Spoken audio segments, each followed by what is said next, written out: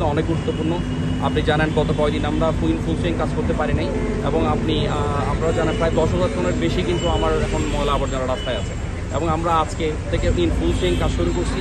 এবং আমাদের মূল চ্যালেঞ্জ সেটা হচ্ছে আমাদের সবগুলো ওয়ার্ড অফিসেই কোনো না কোনোভাবে ক্ষতিগ্রস্ত হয়েছে, এবং আপনারা জানেন আমাদের সবগুলো ওয়ার্ড অফিসেই আমাদের ইকুইপমেন্টগুলো থাকে, পরিষ্কার পরিচ্ছন্নতার ইকুইপমেন্টগুলো ওখানে থাকে, এবং এগুলা প্রায় অর্ধেকের বেশি ক্ষতিগ্রস্ত হয়েছে। যাই হোক, যেগুলো আছে এগুলোকে আমরা যথাযথভাবে বন্টন করেছি, আমরা কাজ শুরু করেছি, আমাদের ওয়ার্কফোর্স আছে, এবং আমরা আশা করছি কয়েকদিনের মধ্যেই আমরা মহানগরীকে আগের অবস্থা ফিরিয়ে নিয়ে যেতে পারবো ইনশাআল্লাহ।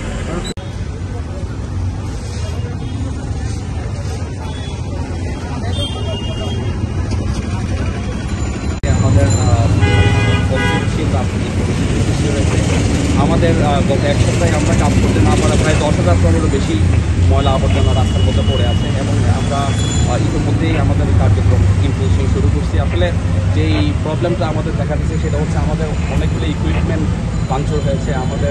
প্রায় আমাদের চট্টগ্রাম সিটি কর্পোরেশন 600 বেশি আপনার ট্রান্সপোর্ট আমাদের ময়লা পরিষ্কার পরিচ্ছন্নতার জন্য রয়েছে, প্রায় 50টার মতো গাড়ি ক্ষতিগ্রস্ত হয়েছে। এবং সবচেয়ে দুর্ভাগ্যজনক হচ্ছে আমাদের যে ইকুইপমেন্টগুলো আছে, আমাদের কাউন্সিলর অফিসের সাথে আমাদের ইকুইপমেন্টগুলো থাকে, এগুলো প্রায় অর্ধেকের বেশি এখানে আমরা সেজন্য আমরা আজকে